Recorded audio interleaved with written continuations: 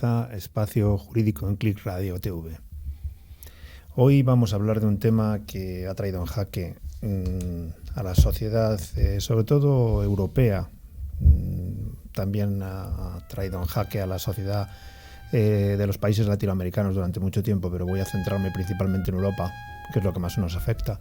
Durante la segunda mitad del siglo XX y también bien entrado el siglo XXI. Me refiero al terrorismo, a las organizaciones terroristas, a los muertos en actos de terrorismo. No se han puesto de acuerdo las organizaciones internacionales a la hora de definir lo que es el terrorismo. La gente tiene un concepto abierto de terrorismo que es, bueno, pues efectivamente sembrar el terror, y así es, eso es terrorismo.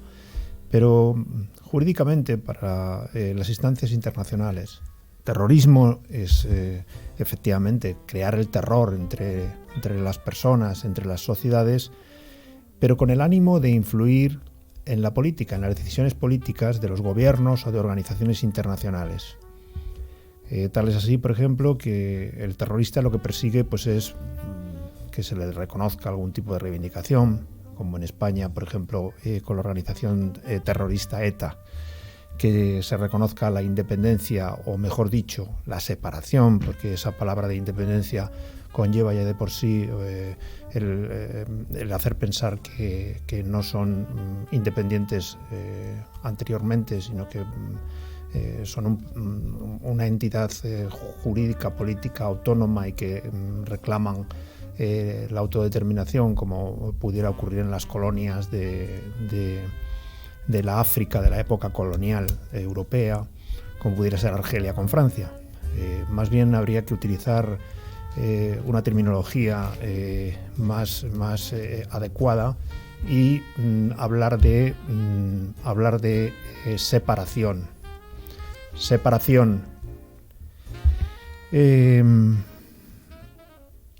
La ONU y las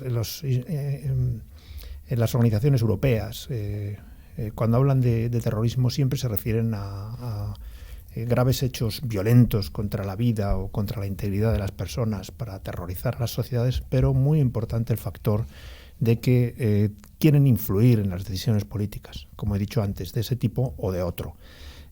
Así, por ejemplo, por poner un ejemplo, matar a un político con la intención de hacerle desaparecer, que cambie de política al gobierno, etcétera, sería un acto de terrorismo.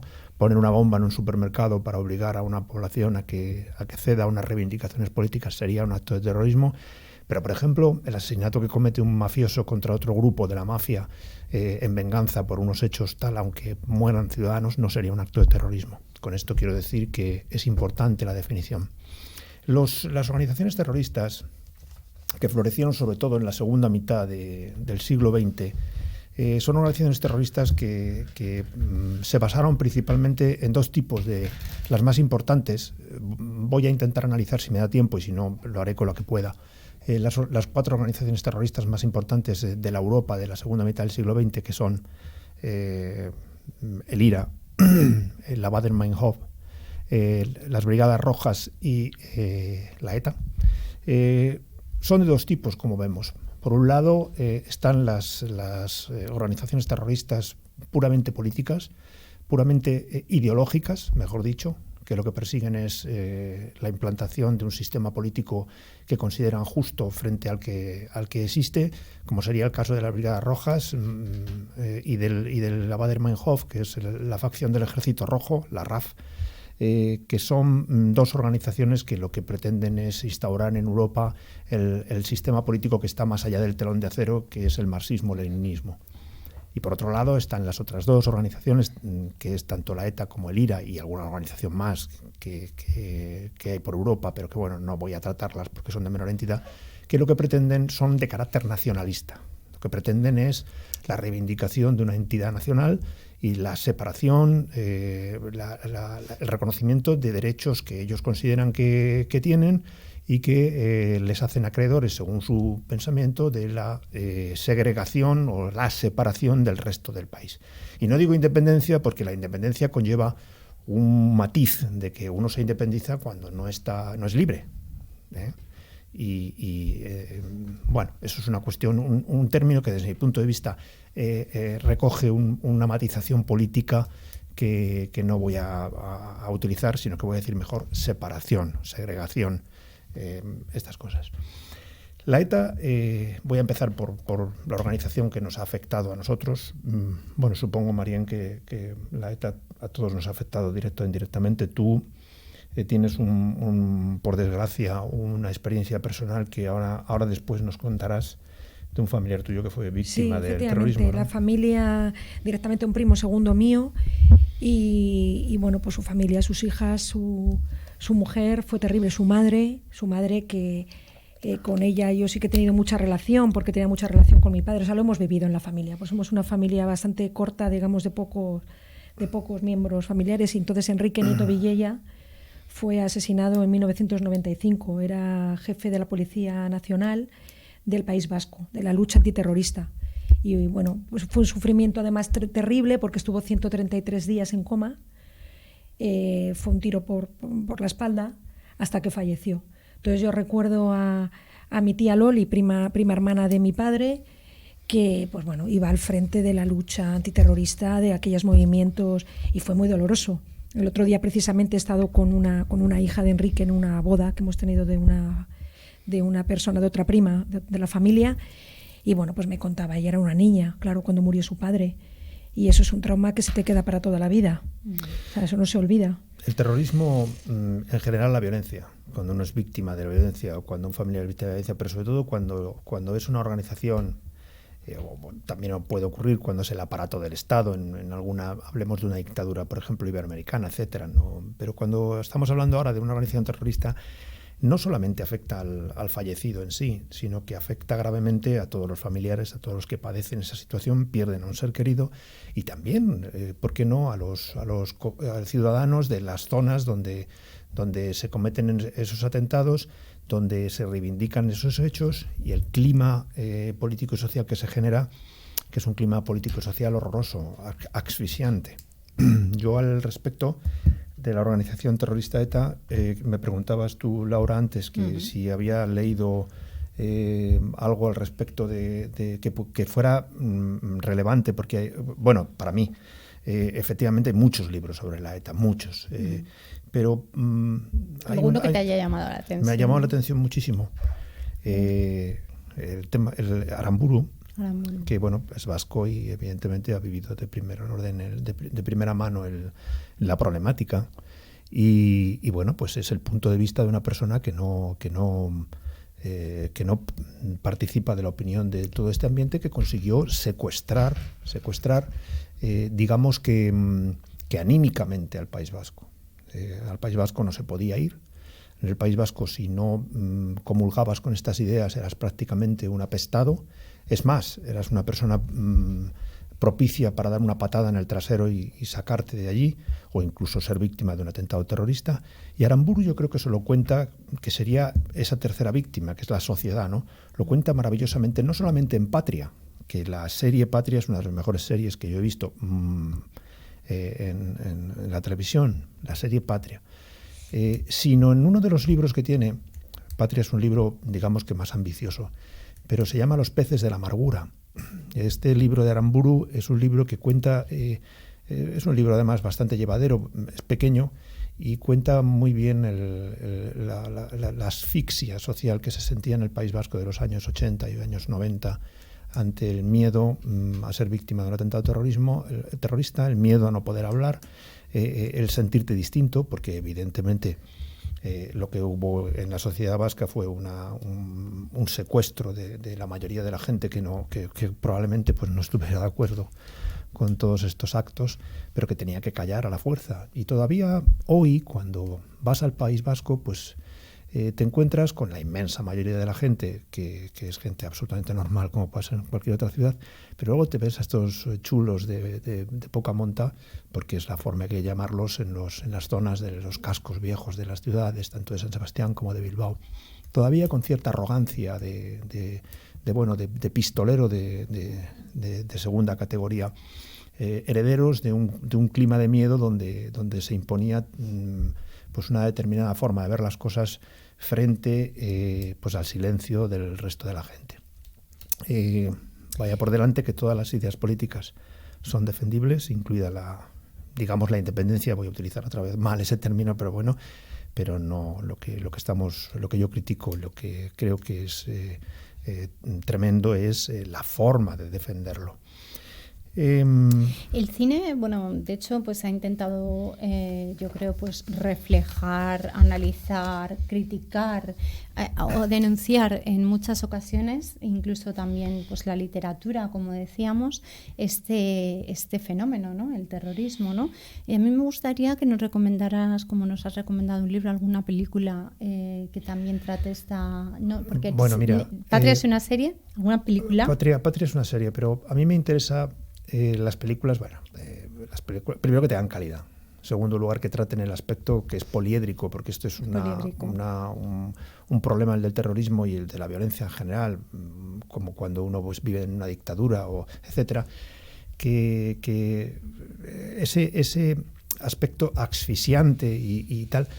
Yo te diría, también es un documental, creo que está en Netflix. Lo vi hace tiempo, pero es... me parece que es Maixabel, que es Maixabel Lassa, la mujer de Juan María Jáuregui, que asesinó a la ETA, que se dedica a hacer, que es real, y se dedica a hacer un acercamiento. Ella es vasca, evidentemente, sí, como lo era su marido, y lo cuenta desde dentro del entorno, claro, abertzale, vamos a llamarlo así. Las imágenes se desarrollan en frontones. Sé que hay una merienda, una fiesta. Ella tiene un restaurante y lo que cuenta esta mujer pues es el intento de la justicia restaurativa. Esta es una mujer de una gran valentía. Yo no sé si tendría esa valentía si me mataran a un ser querido, que es el acercarse hasta la prisión para en un momento determinado hablar con el asesino de su marido. Esta mujer pues presenta la otra cara de la moneda, que es estos evidentemente asesinos que cometen estos hechos tremendos, terminan pasando largas condenas de prisión que los terminan convirtiendo en objetos deshumanizados. O sea, hasta pierden el color, tienen un color carcelario. Y el terrorista que asesinó a Jáuregui, que sale en la película, pues prácticamente se convierte en un animalillo dócil. Uh-huh. Pero no porque se haya reinsertado, que yo ese concepto de la reinserción no lo sé, porque no soy psiquiatra, sino simple y llanamente porque el peso de 20 años de prisión pues acaba con la testosterona de cualquiera. Obvio. Entonces, yo te quería preguntar eso.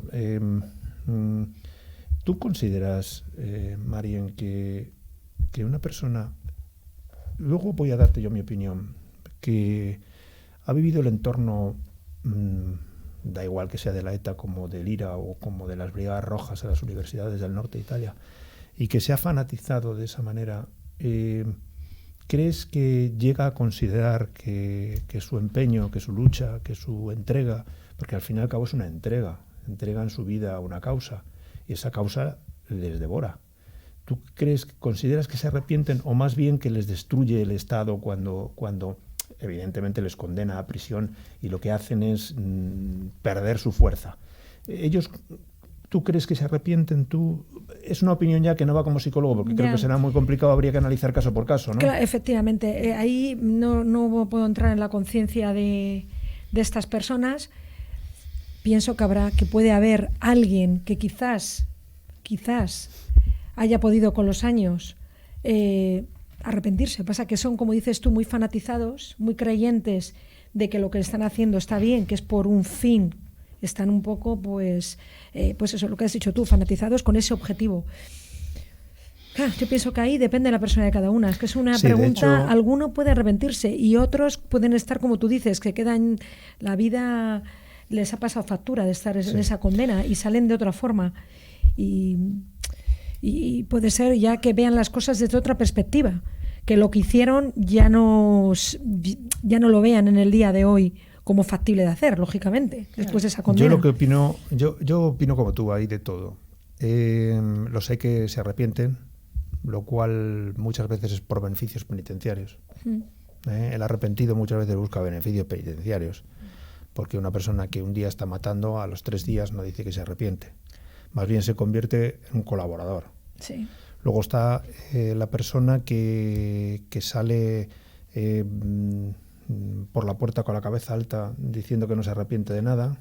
Sí, porque está convencido que lo que hizo era por esa Y si no- finalidad y y si está no- satisfecho. Y si no está convencido es que Efectivamente. ocurre otra cosa que es muy, muy dura, y es que cuando tú en un momento determinado entregas tu vida a una causa, luego es muy difícil decir que esa causa por la que acabaste con vidas, torturaste a los familiares y asfixiaste a la sociedad, que estaba equivocada. Eso es muy duro decir, bueno, es que yo he cometido todas estas aberraciones y todo esto era absurdo.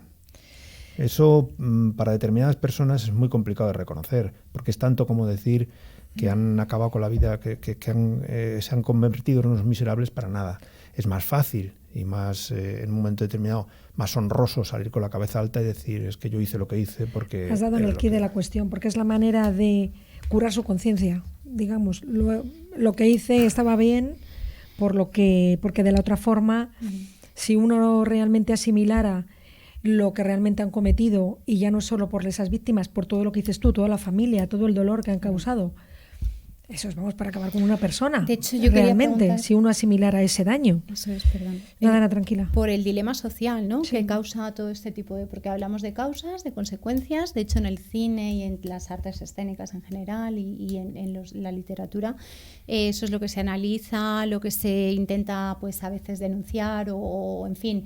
Entonces, el dilema social que causa está también muy representado en muchas de las series y de las películas. Bueno, el dilema y de social los es clarísimo. libros. El dilema social no existió, no hubo ningún dilema.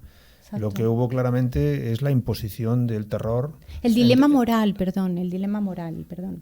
El dilema moral, bueno, el dilema moral. El dilema moral tampoco. Yo opino que no hay ningún dilema moral. La equidistancia no existe en estas cosas. Cuando se produce una violación no puedes ponerte en medio. Cuando se produce un acto de violencia no puedes ponerte en medio. Decir es que se hizo por o es que tal. O estás a favor o estás en contra. Pero la violencia es un límite que no se puede, salvo en legítima defensa. Y evidentemente en legítima defensa ya estamos, que te puede salir uno que estamos en legítima defensa de los derechos del pueblo vasco. No, eso son absurdeces.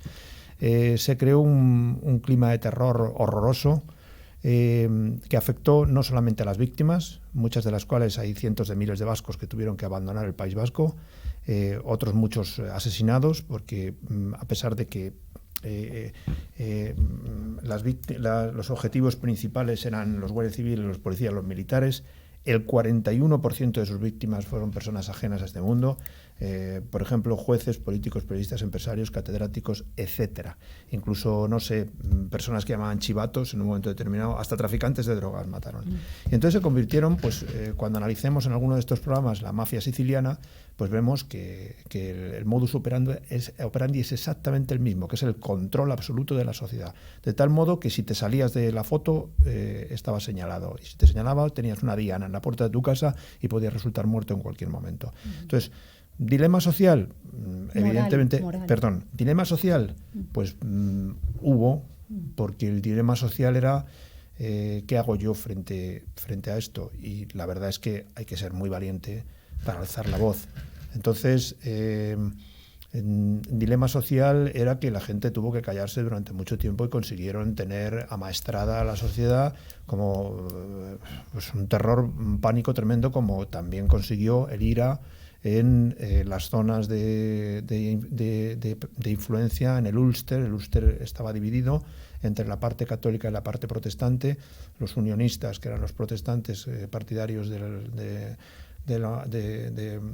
Gran Bretaña, y los nacionalistas irlandeses, partidarios de la secesión de Gran Bretaña y la pertenencia a la República de Irlanda, y dentro de estos secesionistas había consiguieron lo mismo, implantar la misma clase de terror a base de tal. Lo mismo que ha ocurrido en Sicilia, en Corleone, en cualquiera de estas zonas, donde el que no pagaba el impuesto, o el que le llamaban piso, o el que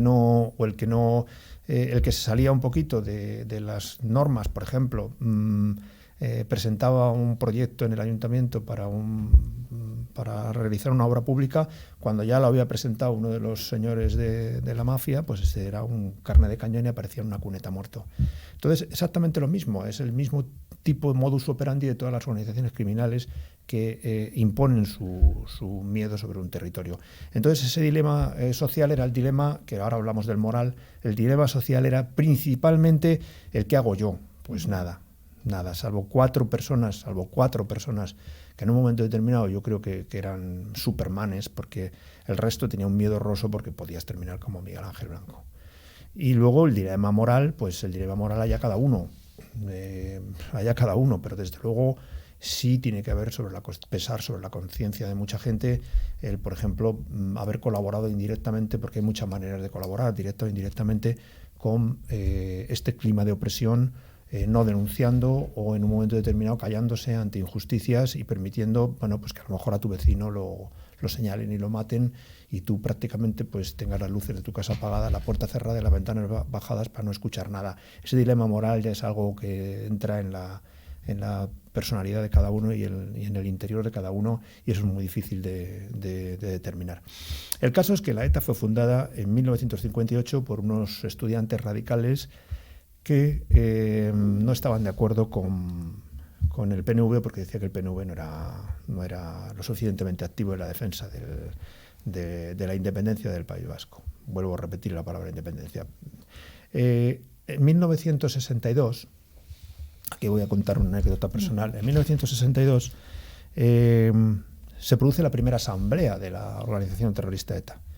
Se reúnen en un monasterio del sur de Francia, en Belloc, en Bayona, lo que ellos llaman en euskera Iparralde, una de las zonas administrativas de lo que ellos entienden que es no el País Vasco, porque evidentemente lo es el País Vasco, es la zona de influencia vascófona, etcétera, sino también dentro de la reivindicación de la organización es parte del territorio, aunque como Francia no colaboraba con España. Francia en aquel momento permitía el movimiento y la salida y la entrada de los terroristas sin detenerlos. A la ETA nunca le interesó poner ningún tipo de bomba, ningún tipo de acción en Francia. La policía hacía la vista gorda y ellos entraban y salían como querían y se escondían en estas magníficas poblaciones del sur de Francia que tuve la oportunidad de volver a visitar el pasado mes de octubre. Yo estuve en el monasterio de Belloc. El monasterio de Belloc es un monasterio muy bonito, situado en un paraje idílico, en el País Vasco francés, cerca de Bayona, entre bosques, entre montes verdes, con vacas, y es una cosa que resulta increíble, un día de sol que pueda ser el comienzo de esta terrorífica historia. Pero gracias también a la complacencia de los monjes benedictinos, bueno, ya sabemos que hay determinados elementos de la Iglesia que siempre son muy proclives a dar la razón a los que pueden llenar sus iglesias, pues se reunieron y pusieron los puntos de lo que sería la organización. Todavía no habían acordado en ese momento la lucha armada, porque el primer asesinato pero el primer asesinato se produce relativamente pronto. Esto en 1962 fue la asamblea y a finales de los 60 fue el asesinato de José Antonio Pardines, un guardia civil de 25 años que estaba regulando el tráfico y que tuvo la mala suerte de pedir la identificación de dos personas que iban en un vehículo y que eran miembros de la organización. Uno le disparó y le mató. El tiempo que ha ejercido la violencia la organización terrorista ETA, pues todos lo conocemos, todos lo hemos vivido porque estamos en una generación que todavía recuerda perfectamente el terrorismo. Los jovencitos pues ya no lo recordan dentro de poco. Destacable, pues el atentado de la Plaza de la República Dominicana. Bueno, destacables son todos los atentados, pero voy a decir algunos de los más brutales, ¿no? El atentado de la Plaza de la República Dominicana en julio de 1986, en la que tuve la triste casualidad de cruzarme, porque yo iba a recoger mis notas del de la universidad y en aquel momento explotó la furgoneta cargada de dinamita y de TNT y de tal, para el que no lo conozca, la Plaza de la República Dominicana es una plaza bastante ancha. En Madrid. Y aquello, en Madrid, y aquello pues fue una verdadera columna de humo, una chimenea de humo negro y papel higiénico, porque utilizaban el papel higiénico para separar y que no chocaran las ollas con las paredes de la furgoneta y pudiera explotar por el camino, porque claro, esto lo traerían de algún lado, no sé dónde lo traerían. El famoso Chapote era el jefe del Comando España, que fue el que cometió ese atentado desde una de las cuestas de la plaza de Príncipe de Vergara hacia la Plaza del Perú. Desde allí activó el mando a distancia y bueno, acabó con la vida de un montón de 12 jóvenes de 18, 17, 19 años que iban a hacer un curso de tráfico a Valdemoro. Además de dejar inválidos y sin piernas y brazos a un montón de jóvenes más. El atentado de Hipercor. El atentado de Hipercor fue en junio de 1987 y bueno, también fue una masacre con 21 personas muertas y otras 45 heridas. La ETA, tan generosa como siempre, pues explicó que es que había hecho un comunicado, pero la policía no había llegado a tiempo, claro. Entonces la culpa es de la policía. El asesinato, yo creo que más icónico de todos, el de Miguel Ángel Blanco. El de Miguel Ángel Blanco,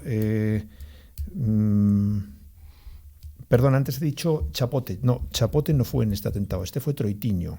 El de la Plaza de la República Dominicana fue Troitiño, me he equivocado. El que mató a Miguel Ángel Blanco fue Chapote. Chapote le pegó 2 tiros en la cabeza después de 2 días secuestrado. Su delito, hablamos de la asfixia social, el ambiente mafioso, el ambiente de terror absoluto, el ambiente de control social, el dilema social, por ser un concejal del PP en Hermoa. Estuvo 2 días atado a un cordón y luego pues el valiente de Chapote pues le pegó 2 tiros en la cabeza y lo mató, evidentemente. No sé si es cierto esto, es ciencia ficción, pero dicen que en la autopsia había una referencia a que las mejillas de Miguel Ángel Blanco presentaban quemaduras y que no habían sido propiciadas por las balas de Chapote, sino que habían sido propiciadas por estar llorando 2 días sin parar. No sé si eso es una historia macabra o es verdad, pero bueno, de todas formas expresa perfectamente el padecimiento, la tortura que sufriría ese chico 2 días en un bosque esperando a que le mataran porque era evidente cuál era su destino. El atentado de la Guardia Civil de Burgos. En Burgos puso una bomba en el 2009 la ETA que sorprendentemente no mató a nadie. Pero si todos ven cómo quedó el cuartel de la Guardia Civil de Burgos, parece una imagen de Gaza. Sacas ahora, de hecho he visto varios posts donde aparece el edificio y bueno, pues está absolutamente destruido. Pero es que a la hora en que se produjo la explosión, que fue a las 4 de la madrugada, había 118 personas durmiendo, de las cuales 41 eran niños. O sea, fue un verdadero milagro, porque destrozó todo el cuartel. Fue un milagro. Y bueno, pues el último atentado de ETA, que fue en 30 de julio de 2009, un coche bomba en Mallorca, que mató a los guardias civiles Carlos Saez Tejada García y Diego Salval Lezaun. Esto es un poquito el resumen de una organización criminal como otra cualquiera, cuyas finalidades pues no consiguió, porque prácticamente no consiguió doblegar al Estado. Doblegar a un Estado es muy complicado, y mucho menos por la violencia. También hay que decir que en un momento determinado el uso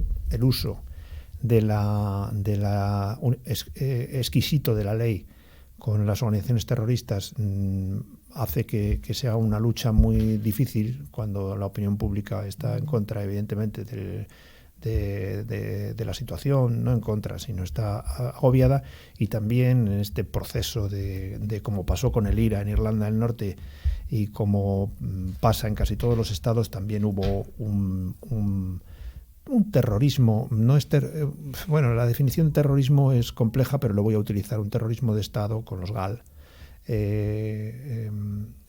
Bueno, pues secuestrando a personas que en algunas ocasiones no tenían ni siquiera conexión con la ETA y haciéndoles desaparecer, lo cual es un delito muy grave, y evidentemente las víctimas se reparten por todos los lados, pero sin lugar a dudas la principal razón y causa de todo esto es la decisión de 4 u 8 irresponsables de utilizar la lucha armada para conseguir un fin que prácticamente pues es imposible, como es hacer arrodillarse a un Estado europeo. ¿Alguna pregunta sobre...? No, yo, sabes, según estabas hablando, me cuestionaba un poco lo que es este tipo de bandas terroristas, la parte psicológica, porque es un fenómeno dentro de lo que es la psicología social, porque es el efecto de grupo, digamos, de conciencia colectiva, de un objetivo común, siempre un líder o alguien líder, o luego un tema de jerarquía en escala, y luego a nivel personal, este tipo de personalidades fáciles de convencer y con unos determinados rasgos tienen que tener, o sea, es algo que Bueno, también cuando vives, Marín, te voy a preguntar una cosa. Y desde niños, es algo que influye en la niñez, efectivamente. La educación, la radicalización es evidente cuando viene de niño, probablemente. Si tú vives, bueno, aunque hay personas que no, pero cuando vives en un entorno determinado y todos tenemos una ideología u otra muchas veces, o bien por el colegio, claro, o bien es un aleccionamiento ya desde niños. Y luego, si en el entorno social te consideran un valiente, un gudari, un luchador por dar un paso al frente, yo creo que el más guapo y el más chulo del barrio sería el que entra en ETA. Sí, sí. O sea, porque tú puedes ser una persona ideologizada que participe en manifestaciones, participe en mítines, pero si tú ya te echas al monte, pues ya prácticamente eres el dios del grupo. Y bueno, pues es un entorno en el cual luego, supongo yo que en el aislamiento de las celdas, pues aquello se les vendría abajo. También tengo que decir que hay que ser justo. Cuando existe todo este tipo de procesos, también existen torturas por parte de las policías y del Estado, y en España no va a ser menos. Evidentemente que ha habido torturas. Ha habido torturas en España, hubo torturas en Irlanda del Norte, y bueno, pues lo digo porque alguno me puede decir, ¿y por qué no has hablado de esta faceta? Pues sí, evidentemente. Cuando la cuestión se desborda y se provoca un conflicto de este tipo tan grave, tan grande y tan triste, pues todos hacen lo que pueden.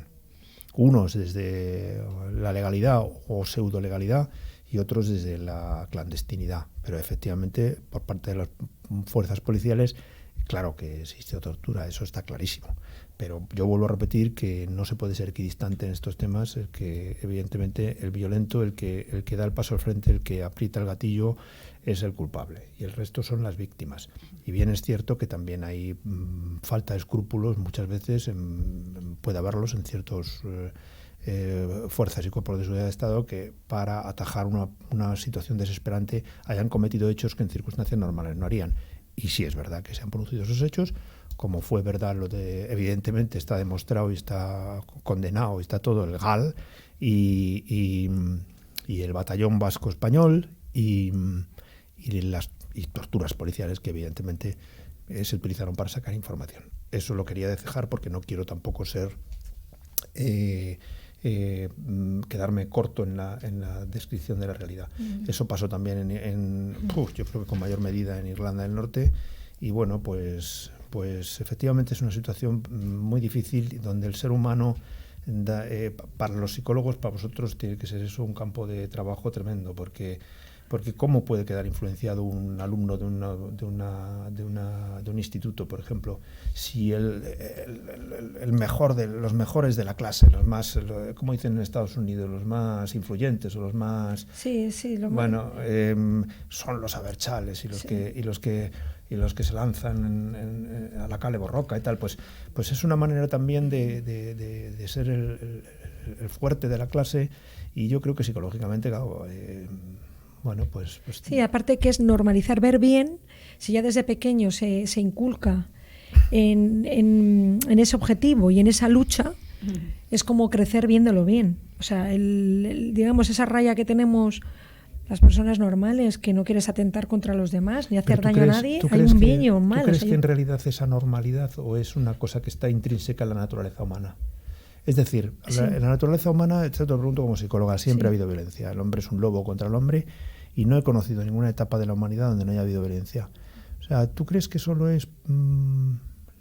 hay gente normal y gente anormal? ¿O todos estamos expuestos en un momento determinado a formar parte de un grupo de este tipo? No te digo tanto matar, porque eso ya, claro, tampoco han matado todos, ¿no? Eran los más fanatizados. Yo creo que, por ejemplo, el Chapote es un psicópata. O sea, estoy convencido, porque si tú ves la lista de asesinatos que cometió es el comando, el asesino de mi primo, Comando España, Lasarte, que era el asesino, formaba parte de este equipo, si no me confundo. Pues es un psicópata. Es decir, tú en una guerra tú metes a... Un psicópata es feliz en una guerra. Entonces, en este tipo de situaciones, el tío que bueno, pues que le gustara la violencia, le gustara tal, en esto se siente feliz, vamos. No hay cosa mejor que estar en un comando activo de este tipo pegando tiros. Entonces, pero luego está el resto de la gente. Tú ves que, por ejemplo, los jóvenes forman parte de grupos ultras de fútbol, los jóvenes forman parte de grupos de extrema derecha o de extrema izquierda, o se rapan la cabeza, tal. Entonces, en ese ambiente social que existe en el país... Es lo que digo, está el fenómeno grupo. Por un lado, nos encontramos la personalidad de cada individuo, que claro, cada uno es de una manera. Habrá que los que hay con rasgos psicopáticos, como dices, estos que son más dañinos, que no tienen para nada, porque además el psicópata sabe que está bien y que está mal, pero es que disfruta, o sea, no tiene dolor, no siente dolor ante el dolor de los demás. Ese es el problema del psicópata asesino, porque luego hay otros psicópatas que no asesinan, me refiero, pero el psicópata que es capaz de asesinar, y en general las personas psicópatas no tienen dolor por las demás. Pero luego está el fenómeno, lo que digo, de grupo, que pasa esto, como dices tú, los hinchas de fútbol, los hooligans, los no sé qué. Existe el fenómeno que se contagian. Gente con una con unas características propias, que cuando se juntan con otros similares se hace el efecto de grupo. Por eso te decía que mucha gente, que tienes razón en tu expresión, ojo, no la estoy criticando, pero que mucha gente dice, es que está mal, la gente normal, no, es que son gente, la mayoría son gente normal. Por lo menos los pacíficos, me refiero. Pero es que porque serían normales, pero me refiero a los pacíficos, es a lo que me refiero. Uno es pacífico en un momento determinado porque vive y ha crecido y se ha educado en un ambiente pacífico. Sí. Pero si tú vives, creces y en un ambiente, pues no sé, la Alemania nazi. ¿Por qué en la Alemania nazi todos eran nazis? Claro, ahí está. No todos, pero el 80%... El otro día había una serie muy buena nazis. Que hablabais de películas, a ver si no me acuerdo del nombre, a ver si luego me acuerdo, en Netflix, nueva, muy cortita, una miniserie del tema nazi. Y salían precisamente los jóvenes, cómo les formaban... Las camisas pardas. Claro, y les aleccionaban, claro, pero como que eran una raza especial. Yo hablaré en uno de los programas sobre el juicio de Nuremberg, que me interesa muchísimo, el juicio de Nuremberg, porque el juicio de Nuremberg para mí ha sido uno de los juicios más importantes, el más importante que se ha desarrollado en la historia reciente, porque pone de manifiesto todo esto. Sí. ¿Era culpable el pueblo alemán de cumplir las leyes? ¿Eran todos culpables del genocidio? Entonces, aquí se analizan todas estas situaciones que en menor medida es lo que estamos hablando con el terrorismo. Pero siempre hay un líder. Hay un líder y luego está en jerarquía. Pero pillemos... Marien, yo tengo me viene una película a la cabeza que es En el nombre del padre, ¿no? 1974. Sí, luego vamos a tratar cuando tratemos el IRA. Vale. ¿De acuerdo? De acuerdo. Es una película maravillosa, es una película fantástica. Ahí hay una persona... Y bueno, ya la trataremos, ¿vale? Pero la vamos a tratar con el IRA, ¿vale? ¿De acuerdo? Porque cada grupo es diferente, tiene su entorno social, político, histórico. Religiosos. Y voy a hablar cuando hablemos del IRA vamos a tratar de esta película porque es fundamental. Entonces prefiero hablarla cuando tratemos de este tema, que va a ser ahora mismo, porque vamos a hablar del IRA. No sé el tiempo que tendremos, pero todavía tenemos algo de tiempo. Sí.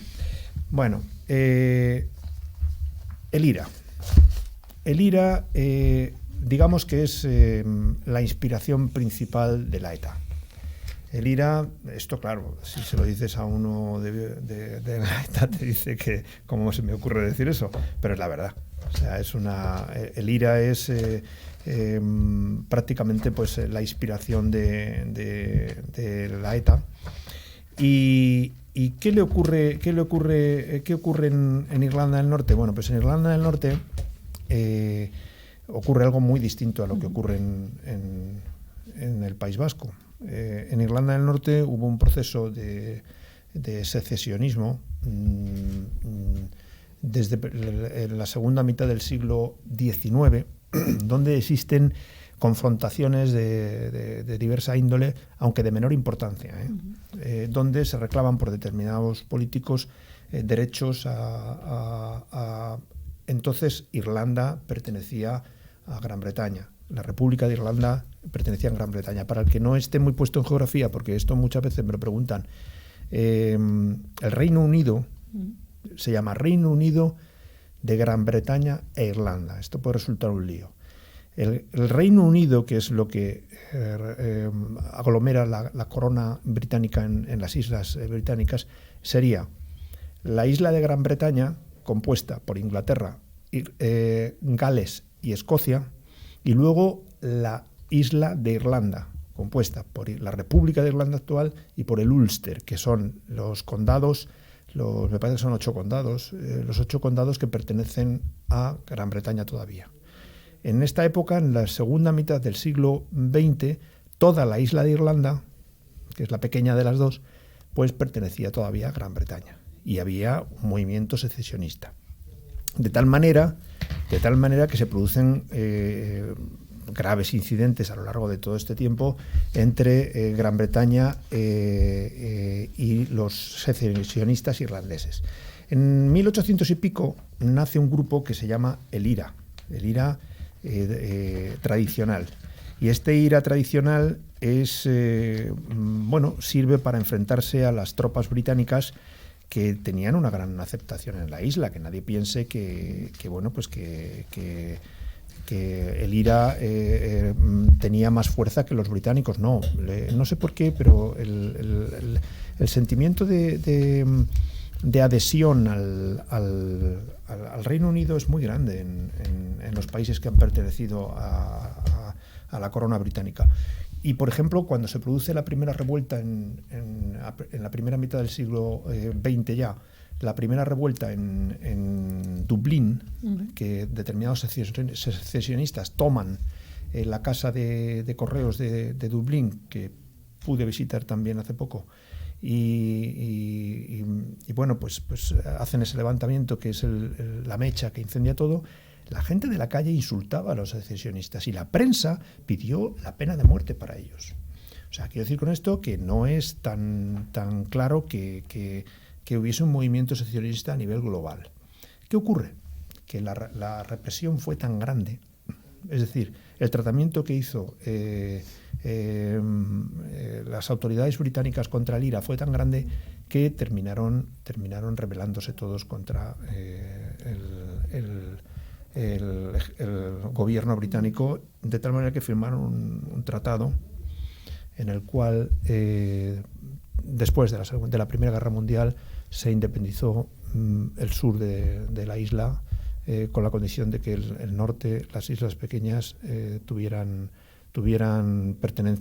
pertenecieran a la corona británica, al Parlamento británico, no tuvieran cámara legislativa, sino que fueran parte del territorio de Inglaterra. Y aquí es donde viene el tema de la película que te iba a contar. A raíz de esto, pues empiezan a aparecer grupos que, reivindicando el IRA auténtico el IRA tradicional, pues siguen luchando para que esa parte de Irlanda, que es el Ulster, se independice también y forme parte de la República de Irlanda. Y es lo que se llama el IRA auténtico, que no es el IRA tradicional, sino el IRA auténtico. Y este IRA auténtico es el que comete todos estos atentados, matando a 1000 y pico personas. Entonces, la represión del ejército británico fue terrible, fue tremenda. O sea, la película lo que cuenta, creo que desde un punto de vista muy, muy bueno, es como un joven sufre sufre las prisas de la policía británica y del gobierno británico por detener a los autores de una serie de delitos que se estaban produciendo en pubs de Londres y que acabaron con la vida de 4 soldados y con un montón de heridos. La presión social, política era tremenda. ¿Es de Liam Neeson, perdón, la peli? No. Es que hay una también muy buena de Lira de Liam Neeson, que no me acuerdo. No. Daniel Day-Lewis. Es este. Vale, me suena que la he visto. Entonces, sí, ¿qué ocurre? Pues que se equivocan. Se equivocan y por la precipitación detienen a esta persona y a 3 personas más, 2 chicos y una chica. Y Sheridan, que es el director de la película, lo cuenta muy bien, y es una película que para mí es una obra maestra, además del actor es magnífico. Y también tuve la oportunidad de ver la prisión de Dublín, donde ejecutaron a la mayoría de los líderes irlandeses que se levantaron en un primer momento contra el gobierno británico y que fueron fusilados, y también donde se desarrolló la película esta, cuando están en el nombre del padre, están el padre y el hijo, Giuseppe, el padre. Están recluidos en esa cárcel está en Irlanda, está en Dublín, y también la he visitado. Es un error judicial, se llama Los 4 de Guildford. Esto es una historia real, esto no es mentira. Los 4 de Guildford son 4 amigos que fueron detenidos porque el cabecilla de nada, porque el hombre no había hecho nada, se fue a visitar a un familiar, una prima o algo así, a Londres, justo cuando se produjeron los atentados. Entonces, esta casualidad llevó a que le detuvieran como autor de este delito. Pero es que, fíjate, hablábamos de las torturas. Le torturaron a él y al resto y llegaron a decir que habían sido los autores de los hechos, cuando se demostró que no habían sido los autores de los hechos después de pasar 15 años en prisión. Es más, su padre fue detenido por tenencia de armas, por colaboración, cuando el hombre no había hecho absolutamente nada y murió en prisión. Entonces esto demuestra lo que estamos hablando. El terror afecta a las víctimas, afecta a la sociedad en la que se desarrolla, porque también cometían atentados, aunque en este caso está mucho más claro. Aquí había primero se militarizó el conflicto. O sea, el ejército británico entró en el Ulster y actuaban con tanquetas y con material militar. Y había redadas por las noches donde había disparos mutuos desde los tejados de las calles, y donde pues había asaltos militares a las casas. Y aquí sí había, creo yo, una identificación más concreta de toda la parte protestante del Ulster a favor del IRA. De hecho, voy a recomendaros un libro, porque como sé que Laura me lo va a preguntar, pues voy a recomendaros un libro que es maravilloso, visto desde el punto de vista de un activista del IRA, que es No digas nada, de Patrick Radden Keefe. Esto es un libro que cuenta pues el día a día de la vida en el Ulster, y esto que más o menos estamos hablando de los conflictos entre el ejército y la población, que ocultaban a los activistas y que disparaban contra los soldados del Ulster. Es muy significativo también el caso de Murray, que Murray despertó doctrina. El caso de Murray es significativo en Gibraltar, que pues habían intentado asesinar cometer un atentado, y detuvieron a un activista del IRA y no explicó bien lo que hacía allí, etcétera, etcétera, y le condenaron por no explicarlo. Y el Tribunal Europeo de Derechos Humanos pues manifiesta que sí, que es conforme a los derechos humanos el hecho de que si no explica algo en lo que ha participado, significa que no tiene intención de explicarlos, y si hay otras pruebas se le condena. Y no sé si me queréis hacer alguna matización más, porque no quiero aburrir con el tema del Es súper interesante, ¿eh? De hecho, a ver, el director quiere preguntar algo de la radio. Yo quiero Sando. Perdón, antes, Sando, si me dejáis, yo quiero hacerle también una pregunta a Villegas, perdón, Sando. El grupo U2, desde también pues el tema cultural que estaba yo preguntando al principio y demás, Fue así, es un hito, ¿no? Es como un ejemplo en la lucha y en el posicionamiento frente al IRA, en este caso, ¿no? No. ¿No? No. U2 es un grupo que se ha posicionado a favor de la paz. A favor de la paz, pero no en contra del IRA. Ah, vale. No en contra del IRA. Vale. U2 es un grupo creado en Dublín, son irlandeses, y Sound of Blondie es todo lo contrario. Es el Joshua True fue...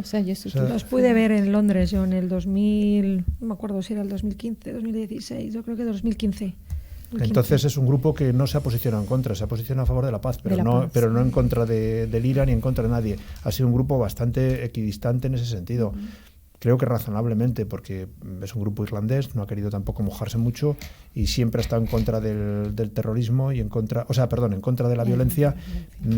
Se ha posicionado más casi ahora en el asunto de Israel con los palestinos, porque ha criticado en uno de los conciertos, ha adaptado una de las canciones al atentado de Hamas que causó tantas muertes, casi más que en Irlanda del Norte, pero en Irlanda del Norte el Domingo Sangriento, etcétera, son canciones hechas con cierta intencionalidad política. Ellos, bueno, pues en un momento determinado tienen mucha influencia en todas las Islas Británicas, pero mantienen una postura a favor de la paz, muy pacifista más que una postura política, pero no en contra del terrorismo ni en contra del IRA, sino se han mantenido equidistantes. Y bueno, pues nada más, Sando, muchas gracias por tu dirección y aquí lo vamos a dejar. Muy bien. Buenas Ahí noches, gracias a todos los espectadores, a todos los oyentes y a vosotras dos por haber participado. Gracias, José Carlos, gracias por estar aquí. Y hasta otra. Gracias, José Carlos, gracias por estar aquí. Y hasta otra. Carlos.